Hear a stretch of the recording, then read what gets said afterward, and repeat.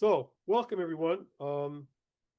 We have with us tonight Ken Weiss, who lives in Akron, Ohio. And Ken wrote a book, which I happen to have with, um, about postcards of Akron. And it's a really good book, and he's got some it's a great collection of postcards in the book. Um, so Ken, you can share your screen whenever you want, and I'll turn it over to you, and then we'll save questions for at the end. So thank you, Ken, for being here. Love chatting and talking about postcards. Um, so I wrote a book called Postmarked Akron, and it's kind of the stories in the history of the town as told through postcards. Sneak peek, I have Postmarked Pittsburgh and Postmarked Cleveland also on the way. So those are currently on the drawing board, as they say. So I'm working on those as well. So, Postmarked Akron was book came out earlier in the spring. Last week, The Lost Kingdom of Pittsburgh, which is another history book that came up. Funny story. I was working with my publisher on the Akron book, and he said, "Well, what else are you working on?" And at the time, I was doing some research on a house that was hidden in the woods behind the neighborhood where I grew up. And my father has always been curious about the home. So I said, well, I'll do a little research on it and maybe write a couple pages for my dad about what this old house was all about. And when I was talking with the publisher for the postcard book, he's like, "What else you working on?" And I said, "Well, I'm working on the story for my dad." And he goes, "I'm going to send you a contract." So that little discussion turned into a little sidebar, which turned into yet another book. So wonderful story that stretches around the globe. A lot of similarities with what I do with postcards, which is try to find something unexpected and interesting that has a historical twist to it. So both of those books are out right now. This is me. If you happen to do all the social stuff, I'm on Instagram, I'm on X. Yes, I am on TikTok, but you will not see me dancing. I do postcard stories on TikTok, also on Threads. At this point, I've done about 1,000 different posts about postcards. And it's been really, really a wonderful thing. I've got 10,000 followers. They stretch literally around the globe. I've made some great dealer contacts in the UK, as well as New Zealand and Australia. So I've kind of unlocked some postcard sources that I wouldn't typically have the chance to get to know. I've got my website up there. If you go to the site, I do news, I do giveaways, I do postcard trades. So feel free to go there and look me up. So that's me. I am probably like all of you, just insanely passionate about postcards. And really, I believe that postcards are just this incredible opportunity that we can change the way that people think about postcards, right? And I always think about it in terms of if I was talking to a historian or an archaeologist, and I said, imagine an artifact that captured what was important to people. It was perfectly time stamped. It gave you an insight into people and how they observed the world, the phrases they used. And if you'd said that to an archaeologist or a historian, they would say that's the world's most perfect artifact, right? And I think that's what postcards are, right? Because a sent postcard is a visual, one of a kind, time stamped, firsthand account of history, right? And I think when you start to think about it in those terms, it just has a wonderfully different feel to it, right? And probably all of us, we kind of sense that, right? But that's how I explain it to people who are like, well, why are you so interested in postcards, right? And I'm like, well, it's not just a picture of a place. It is all these things put together. That's the way that I think about a postcard, right? So for me then, when I had the opportunity to start writing the books, I thought, well, how do we change the perception of what the postcard is, right? And I think there's a way to do it. And I believe that is through story, right? And what I'm going to share with you in the next couple of slides is how I really approached the book and the things that are really universal about postcards. So, regardless of where you are and what you collect, I believe that these story elements are universal when it comes to postcards. And I think story is really, really important because there's that old phrase, people will forget what you said, but they will remember the way that you made them feel, right? And I believe that stories are the unlock for feelings, right? Because we can show a postcard and we can recite the facts about, who the publisher was and when it was sent and the postmark and all those type of things and what was shown. But it's the story behind the postcard that really makes new people fall in love with what postcards represent. So there's a lot of different ways to slice it. And I'll kind of start with some of the basics and work my way through maybe some of the more esoteric. And I'll show you some examples of how I unlocked pretty interesting stories from postcards. I generally think that there's 10. The most obvious one is the image on the front, right? And even when you just think about the basics, the architecture, signs that may appear, transportation, whether it's wagons or trolleys or trains, the wardrobe that people were wearing, the events that were captured, right? Those are all awesome in and of themselves. And I kind of see those as the basics. But then I always kind of tried to go beyond the basics. So what happened, right? And there's always great stories that you find some little tiny town and it had 2 hotels in it. Well, the reason that there were 2 hotels was that there were businessmen who were rivals of each other and they wanted to build a better hotel than each other, right? So there's those rivalry stories and business success stories. And I think when you start to kind of go beyond like, well, why does this building exist and who built it? There's these tremendous stories of business and innovation and love and revenge, right? And then when you think about what happened next, there is fires and floods and failures and successes and urban renewals. And, sometimes these buildings and these scenes and these views manage to stay and other times that they are gone, right? Here's one I love. This one is out in Illinois. It's this small college called Knox College. And you can see the 2 pictures. And one of the things I do in a lot of my Instagram posts is I do, what does that exact view look like now? So you can see the school building at the top. You can actually see how it looks at the bottom. It's remarkably well preserved. And it's an interesting old building. But when you do a little research, one of the famous Lincoln Douglas debates took place in front of that building in 1858. So you can literally go and stand where Abraham Lincoln stood in front of the exact same building, right? And I always kind of imagine, this was a postcard that was sent in the early part of the 1900s, and there's probably some people who lived then in that area.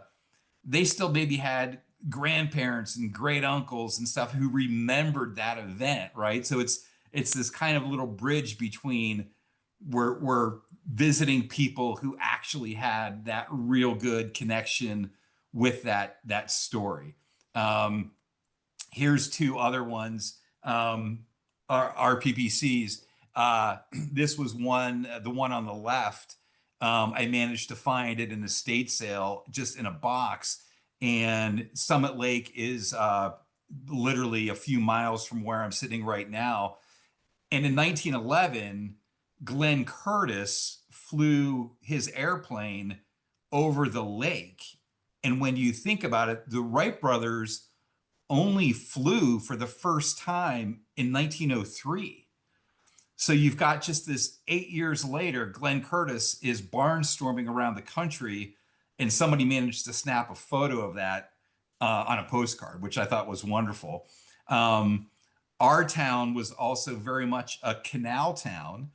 And in 1913, there was this massive storm that raced across a lot of Ohio.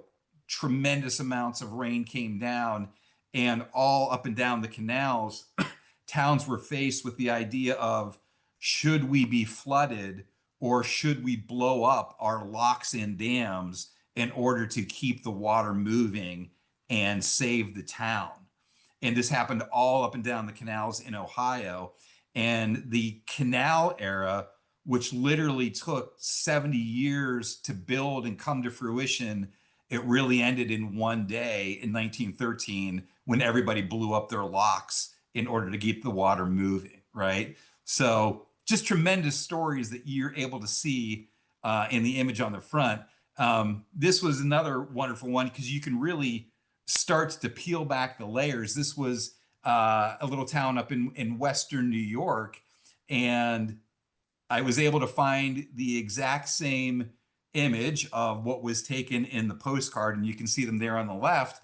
But I was able to research old town records and find out who actually lived in that house when it was originally built. And you just meet virtually some of the most wonderful old characters and interesting people from history just through the postcard. And again, this postcard wasn't sent to them. It wasn't about them. It wasn't a relative who was involved. Their house just happened to be the one that was captured in the view of the postcard, and that house still stands today. So there's a lot of things. If you really just start to dig into the image on the front, there's layer after layer after layer, and the stories just get more and more interesting. Next one is the inscription. So, the basics: what's the message? What's the salutation? What's the handwriting? Lots of great information, lots of good stories hidden in those. But then you can start going beyond that, and you can look at, well, what's the words and phrases, and what's the spelling and the grammar? The third one is actually one of my most favorites whenever I research postcards, is, does the miss become the misses? And I have just hundreds of postcards where it's addressed to Miss Ellie Mae Scott and Miss So-and-so, and it's from some gentleman. And I love it when I get that really, really good, crisp first name, dear so-and-so, and then it's signed by some gentleman's name. I always go and do the research and find out, was this the postcard that they sent back and forth when they were courting each other? And I've been very, very fortunate. I've actually managed to return probably a dozen different postcards at this point to families where at some point along the way, the postcard got separated from the family.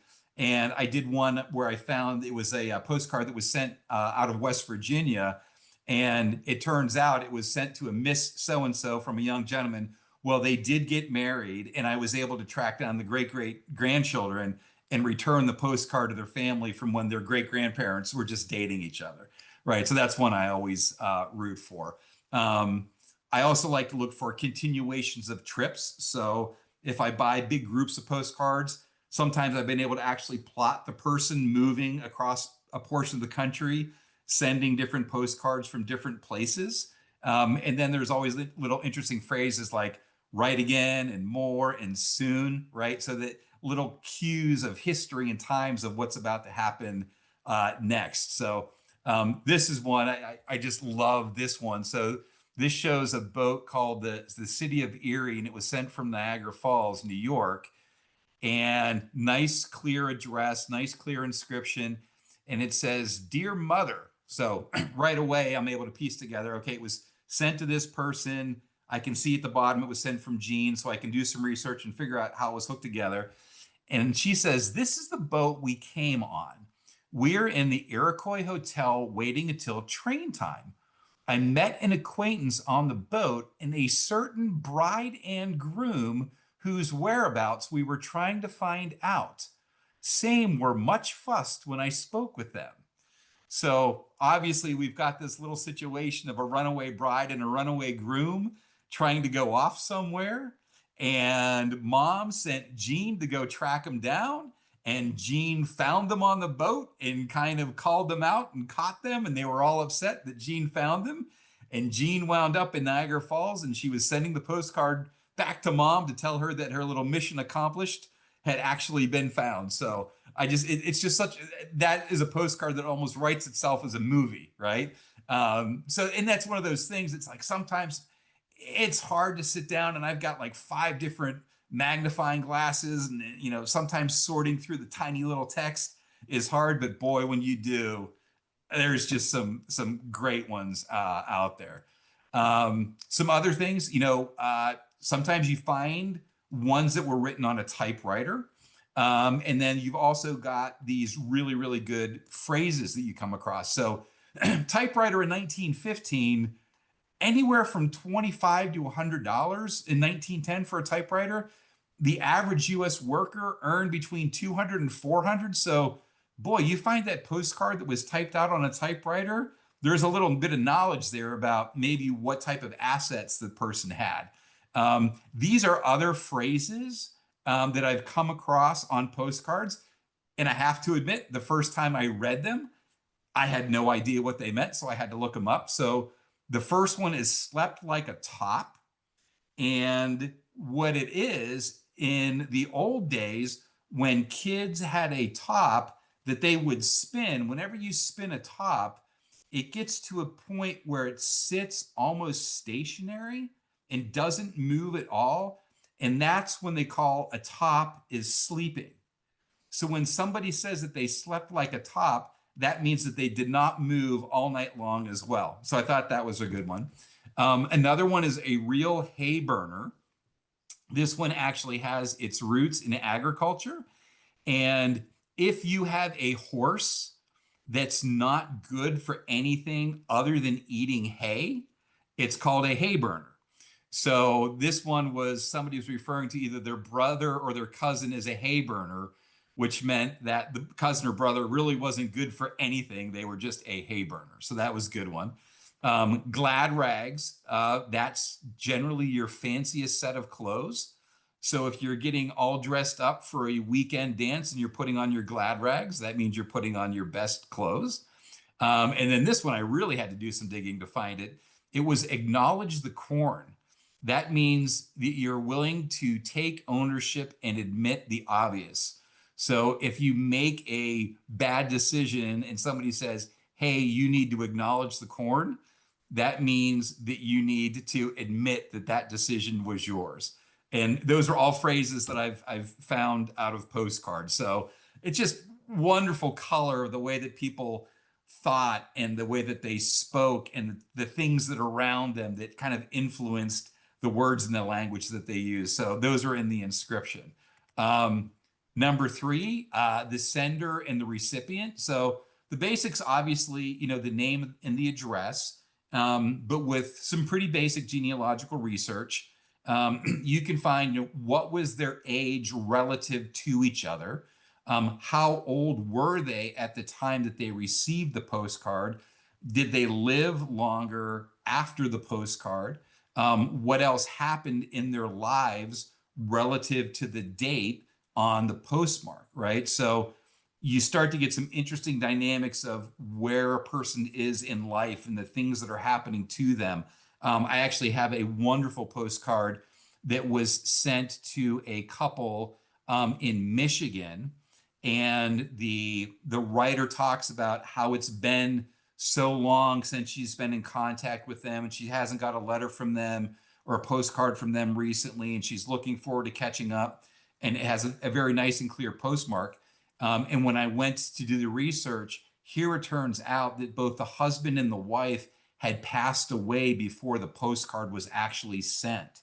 So it was one of these remarkable instances where you had people separated by distance and they didn't have the same type of communication opportunities that we have today.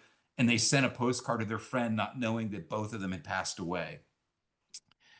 Here's another wonderful one that I have. This is a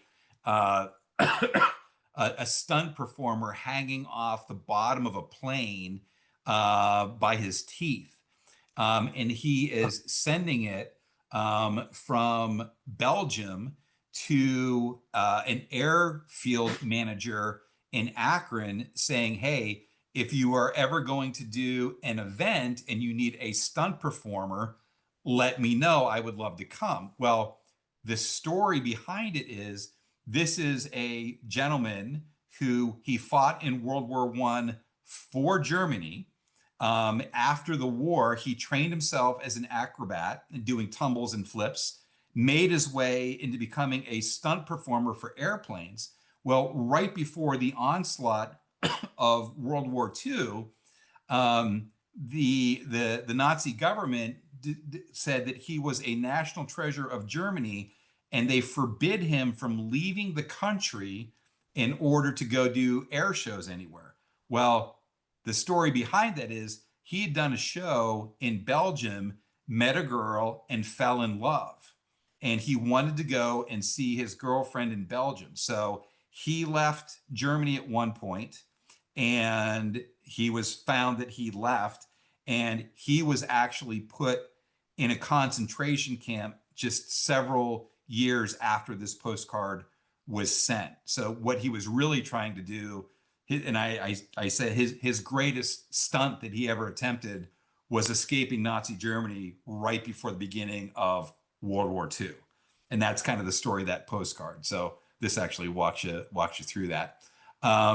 Here's another one, wonderful one I found.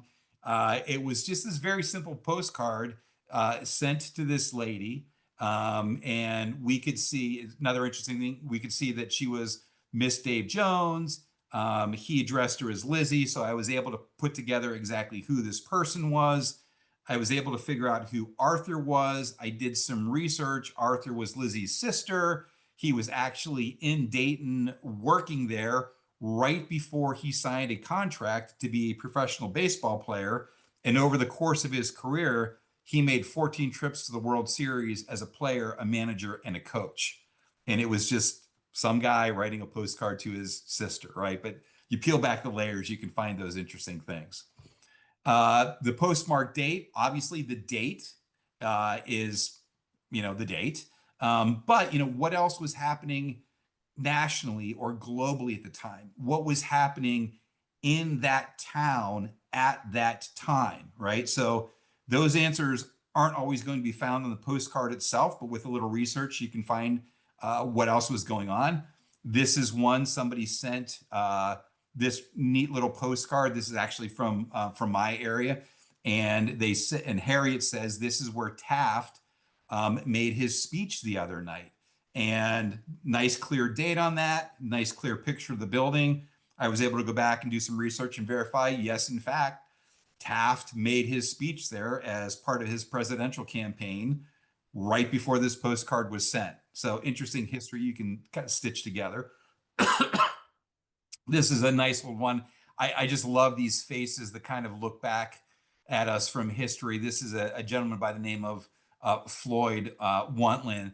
I was able to find him in the newspaper, and he was listed as being eligible for the draft for World War I about 9 years after this postcard was sent.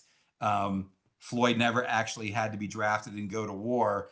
And then the very next instance I could find of Floyd in the historical record was when he was in the newspaper for his wedding. So just this great juxtaposition of timing and historical events, all centered around the postmark, which brings us to the postmark itself. So, the basics, you can see the name, the town, and the state. You can find out events happening relative to that location and the date of the postcard. But then you start to stitch things together. So what is the postmark location relative to the address of the recipient, right? Were they really, really far away? Were they close? This is also one of those ones, if you find them in sequence, you can actually chart a person moving on their travels. I like to look at the postmark location relative to the birthplace of the sender. So, one of the things that is, my mind has been completely changed since I started researching postcards. There's always this perception of like, oh, a lot of people are born and raised in the same town and they never moved more than 50 miles away from where they were born. And I think there's a lot of stereotypes, and I don't think people in the past are given credit for how adventurous they were. And, these are people that they knew when they hopped on a train, there was no texting back home. There was no phone to call back home, right? Those things were very, very rare. And these people just got up and went. So it's always nice to see these remarkable postmarks from people who, moved from small towns or even big towns itself. So there's some great little stories there. Um, these are ones I think as postcards collectors, they're near and dear to us. So the real photo postcards, the pennant and the fake scenery postcards, the studio shots, the cyanotypes, those are all I think fairly straightforward. But I also like to look at the companies that were producing them, the photographers, the illustrators. So you wind up with people like Underhill and LaRoche, and these people were not just ambitious, they were artists. I mean, when you look at some of these old postcards, the photography is, I think, some of the most amazing around it. And of course, these were people who had no fear of going to places and putting the camera in places that other people would never think about. And then there's artists. Racy Helps is a pretty well-known illustrator, but he actually got his kind of start on this where at the beginning of World War II, him and his wife sent their children out of London to escape the bombings that were happening in London during World War II.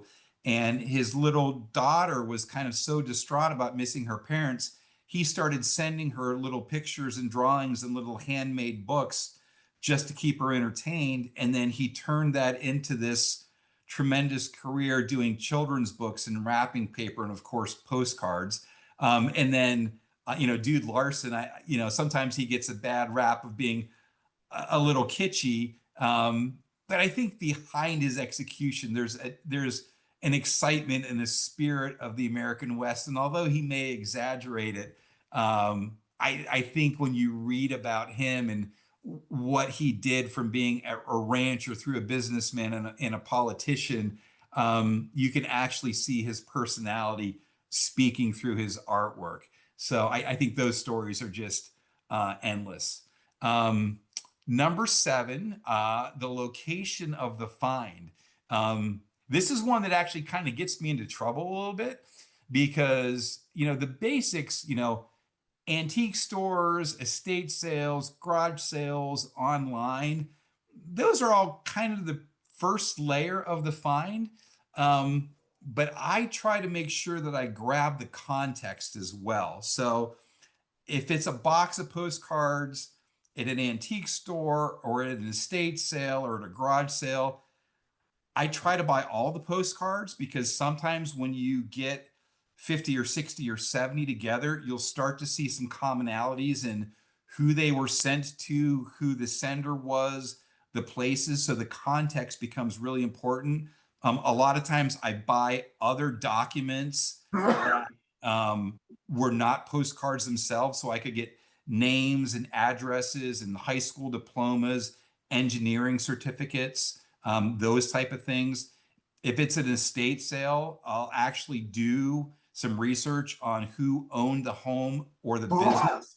A lot of times I'll ask people, how did they acquire these? If they're in a scrapbook, I try to get the whole scrapbook so I can kind of get that context around. So I think there's a lot of good story value in the context around the postcard, not just the postcard itself. This is a great example. I saw a listing for an estate sale. And generally in my part of the country, my rule of thumb is the older the house, the better the postcards are, right? So I love to go into the attic or the basement of, some house that was built in the 1800s where families have been collecting boxes, right? But this one, I followed the GPS and I pulled up in front of this house, and it was like this stunning, brand new, modern home.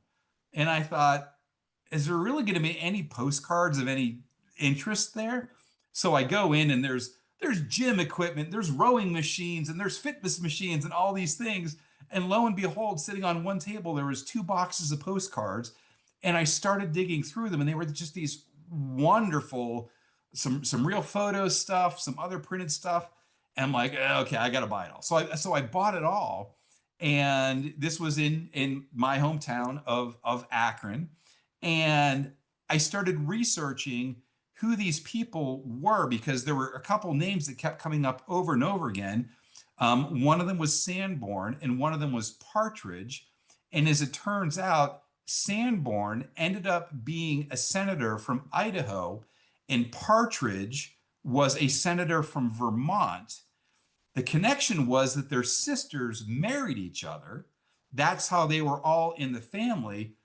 But despite all my research, I could not find one thing that linked those people to a house in Akron.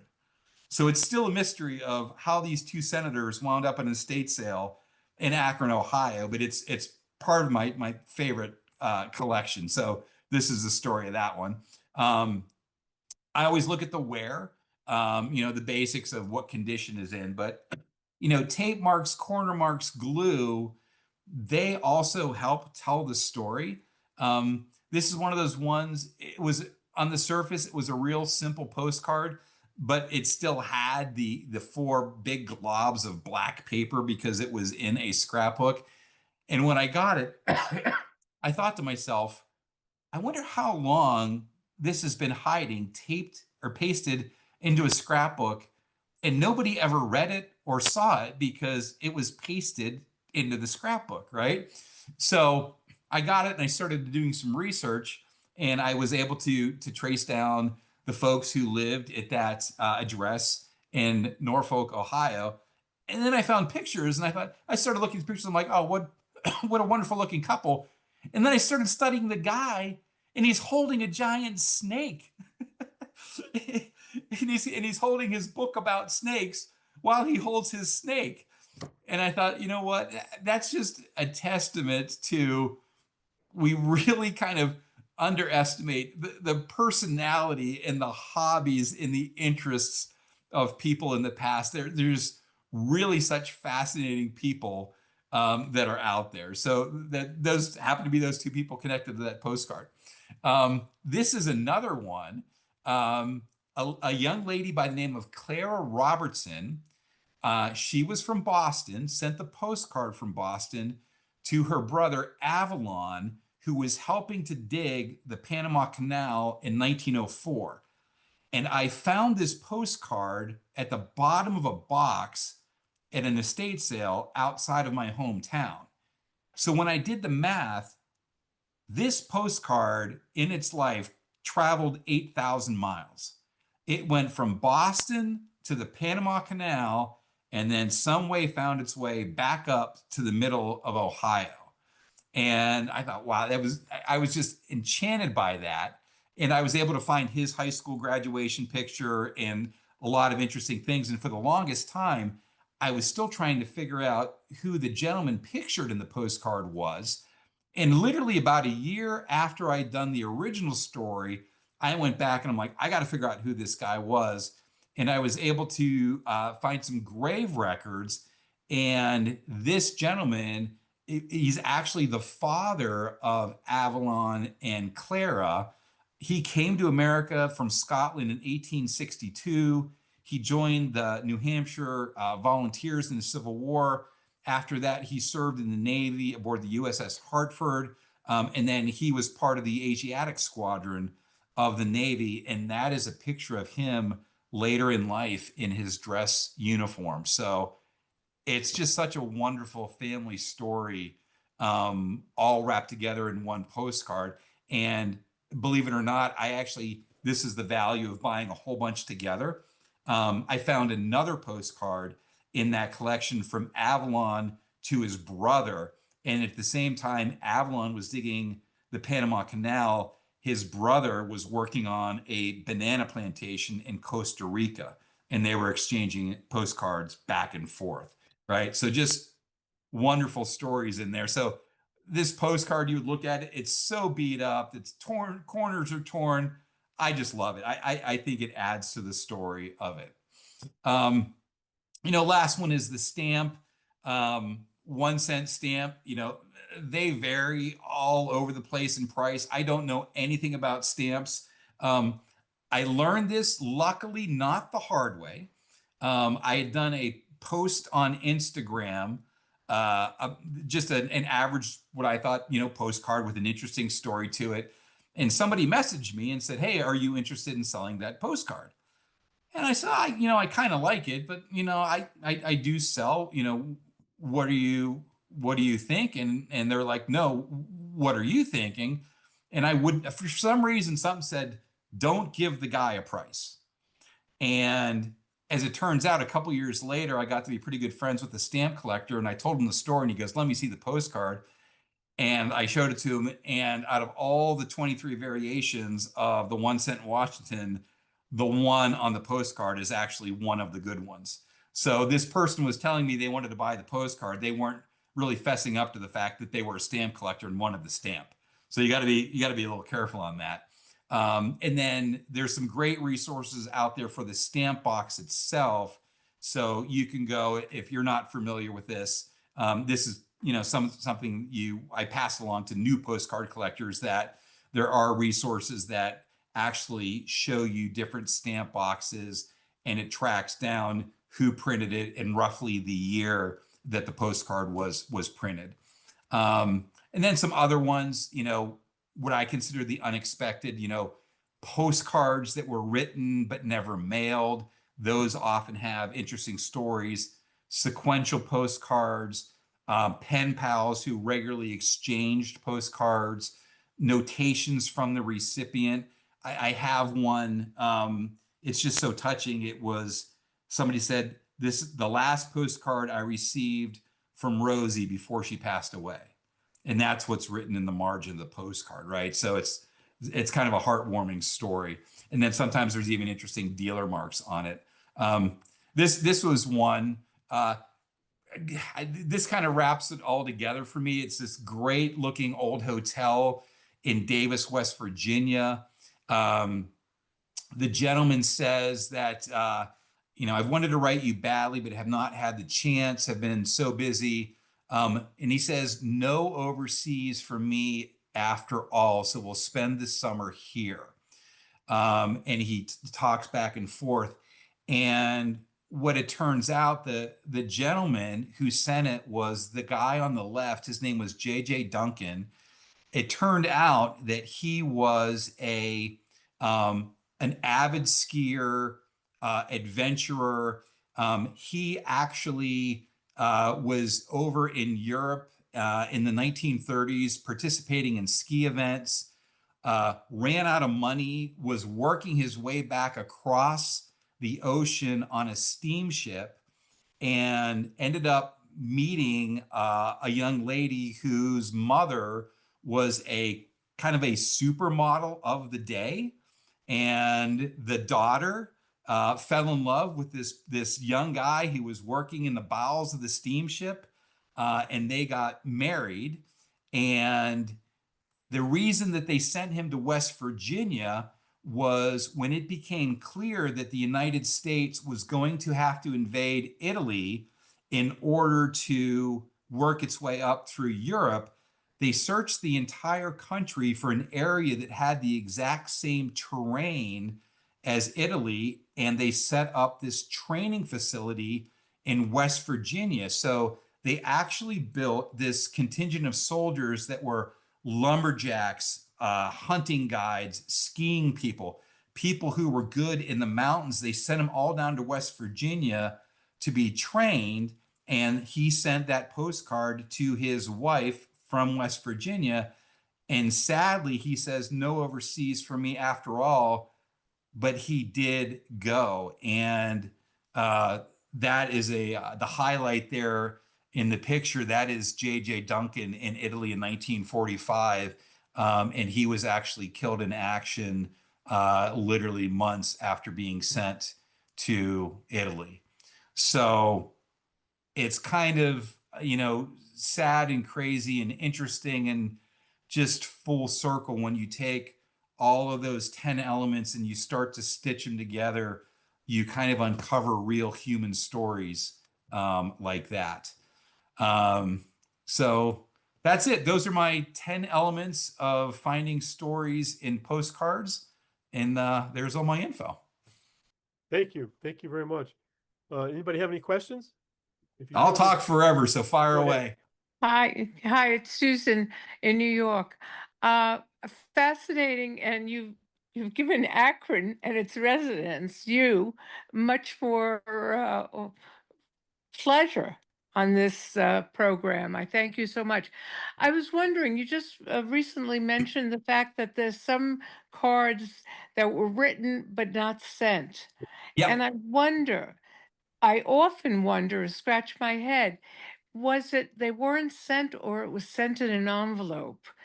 Um, I Yep. don't know that one can answer that, but I think it's worth thinking about. Yeah, I've found it to kind of be both, where it was clear that the person ended up carrying the postcards back with them and just dropping them off. And then other times where you look at, there's no postmark, maybe there's no stamp. Sometimes you'll see references in the inscription to other postcards, or I'm including other views of it. So sometimes I think they were put in envelopes or other packages as well. One of the things that I kind of love about this whole area of the country, kind of, call it from, New York through Pennsylvania and Ohio and Michigan, all the way over to Indiana and Illinois, that when you think about kind of that era of postcards from 1900 to call it like 1930 and even up into the war years, that was when the country was going under this incredible period of industrialization. So you had all these people moving from small towns to bigger cities to find jobs, or even small cities and mid-sized cities with factories. So not only was it, postcards with the advent of the 1 cent stamp and the penny postcards, that was interesting of itself. But when you overlay how people were moving around for jobs in industry and towns at that exact same time periods, I think that's just kind of, this whole area of the country was just this wonderful incubator for postcards, of people moving and sending postcards back to their hometowns, or people from hometowns sending postcards to stay in touch. I just think we're really fortunate to kind of live in that area of the country, and even some industrial cities of the South, and even things going on in California and the mining. I've got a wonderful collection of mining postcards from Arizona and New Mexico. That it was somebody from Ohio went there to make their fortune and sent these postcards back to their relatives in Ohio. So it's just, I just think there's a lot to it. Yeah, I have a question about the context in which you work, because I'm thinking, I wonder if you have uh, introduced some of these ideas to people who teach history, who are historians and so on and so forth, who have not focused on this kind of everyday life that you're uncovering here in very, very interesting ways. And are they like saying, well, that's not important, or, oh my God, I never thought of this? People are genuinely very, very receptive to it. I'm actually doing a classroom presentation in a local high school in the fall to use postcards to get kids more interested in history as well. So I do think from a pure history standpoint, all the way through a teaching standpoint, I just think they're wonderful vehicles. And I think it's a great hobby because, from anywhere from a quarter to $1, you can at least get started with a postcard collection. And obviously, and I've told my wife, I'm to the point now where I'm no longer chasing quantity, I'm chasing quality, because if I collected classic cars, my whole neighbor would be filled with cars right now, but postcards I can fit, in smaller boxes. So I think it's a very good, approachable hobby. And for people who are interested in history, I think there's a lot more that, we as the postcard world can do to kind of illuminate what postcards mean from a historical events standpoint. But sometimes you got to churn through a lot of volume of postcards to find those ones with the little nuggets in them. I mean, I've literally read thousands of postcards. Was there kind of I mean, for me, when I listen to you talk about the extraordinary photographers Yeah. as sort of formalist appreciation that was related to high art photography and so on and so Yeah. forth. It would seem to me that at that moment you said, "Oh my God, I've got a whole different category over here." Have you explored that idea? I mean, I was fascinated when you showed that card, which was a knockout. Yeah, I've started to try to focus my collection on kind of the real photo ones and real photo ones with I think that have some artistic merit. I try to grab those. Now some of those I don't think we'll ever know who the photographer was. I've done research on different publishers, large and small, who they sent photographers out to small towns. They would basically send them on routes. They'd put them on a train and they go out and start shooting things. And some of them were just independent guys trying to make their fortune. And some of them, they carry no notations on them. So I don't know if we'll ever know unless we get lucky. I have been fortunate enough to actually find some negatives that were accompanying the postcard. So it was the negative from which the postcard was actually made. But that's been pretty rare to find those. So yeah, some of those people will never get the credit that they deserve. But they're certainly beautiful. Yeah. May I ask Would a you? question? Actually, I want to make a comment to David's question. And that is, as I've been researching, and I researched the Detroit Publishing Company, Yeah. that quite often they'll just buy up the negatives from the local photographers. And so if there's a famous local photographer for that town or city, that's who it probably was. Yeah, and one of the little offshoots of that I absolutely love is I love it when I find either printed or hand painted postcards.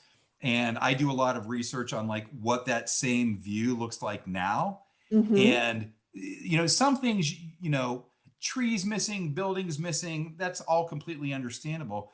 But I found some where like a sandstone or limestone building that exists in real life was actually colored red in the postcard. And it just illuminates the fact that the person sitting in the print shop had no idea what this place actually looked like. They were working from a black and white negative that was turned into a print, and they just guessed, oh, I guess City Hall was made out of brick as opposed to sandstone. So they painted it red, right? And just the little subtleties of what they missed. Would you make any kind of distinction? I mean, I see distinctions, but I find it interesting sort of parallel explorations that a company like Arcadia Publishing explores, and what you do and the differences and similarities with what they do. Have you thought about that, or does that interest you as a topic? I just really try to find, I mean, there's a lot of people doing wonderful work in this space. I really try to find the human aspect of it. And I always say when I start researching a postcard, I really don't know which direction I'm heading. Like the story sometimes just finds itself. But the stories behind who the sender was, who the recipient was, what their connection was to the place on the front. That's where I think the more interesting, deeper stories are. There's a huge amount of genealogy in what I try to do with my stories.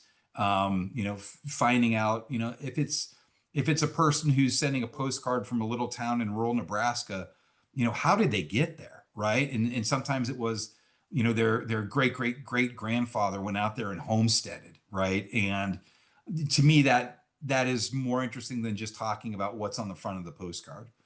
I have a question. Do you have you traveled around to take pictures of the current views of some of these postcards you have? Yeah, I was been fortunate enough over the past couple of years. My job has allowed me. I've had a couple different jobs, but I've really been working, kind of call it from the middle of Pennsylvania all the way over to kind of the middle of Indiana, and then up to Michigan, Mm. down in Kentucky. So I've been able to take a lot of pictures, but then I've also been able to go into every little antique shop, thrift store, Mhm. secondhand store, garage sale, you name it.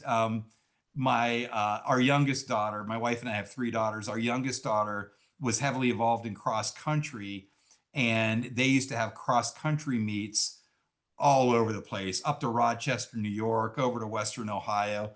And I would always plan my route driving to her cross country meet to hit a couple antique stores the day that I was driving over there. So other families would talk about, yeah, it was a 3 hour drive. And I'd be like, my drive was 8. That's because I went all over the place hitting little antique stores along the way. I have a question. Yeah.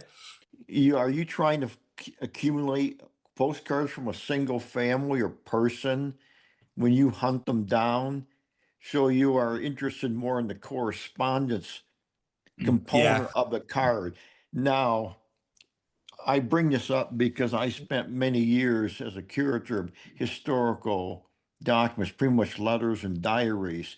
Oh, So wonderful. I'm well aware of, but reading a much greater story. Postcards, most of postcards I've seen, and with a few exceptions, are just little single stories. You don't get the whole run. In a few cases, I've been able to get bunches of them from a same person, Yeah. and then you can really start unfolding stories. But a single card is kind of hard unless something really stands out Yeah. in It's, that card. yeah, estate sales, garage sales. Um, we even have stores around here where it's run by the local pet shelter, and people donate all kinds of crazy stuff to Mhm. the pet shelter. And those are the type of places where when I start to look for one, I'll try to pay attention to everything that's in the box or everything that's in the stack.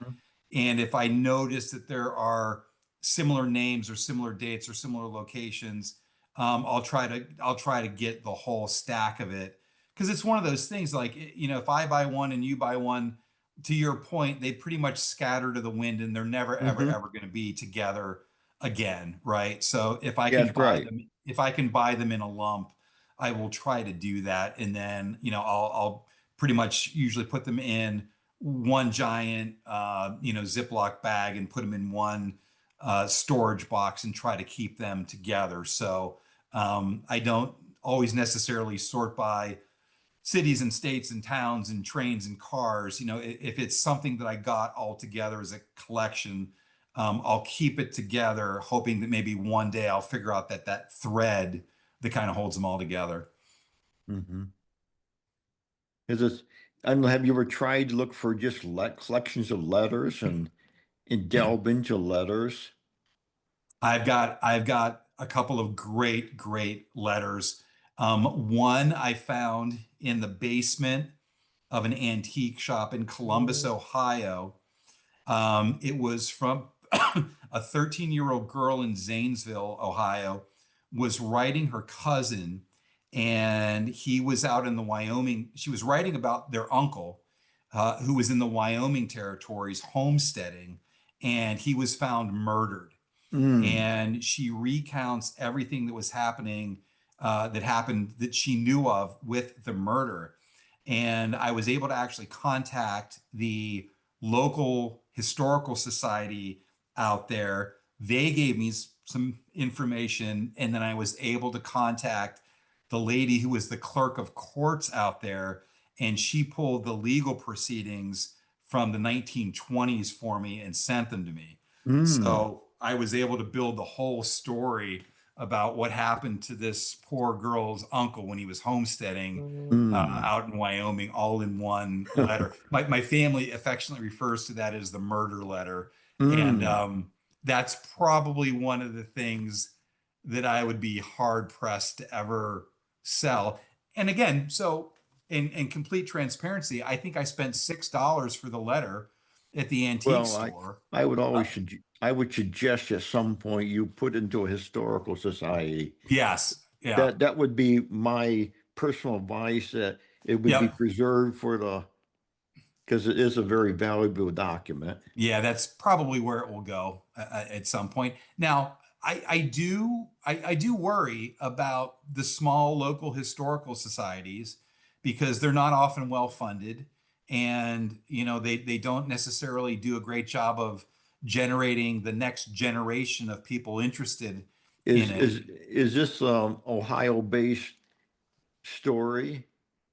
Well, I would say the value is more for somebody living in that area in Wyoming It's in Wyoming. for that There- particular Well, one. Yeah. there's probably organization, state historical society in Wyoming, if you think Yeah. it belongs there. But you Yeah. have some very good repositories in Cleveland and Akron Yep. that could take things that are Ohio in nature. Yeah.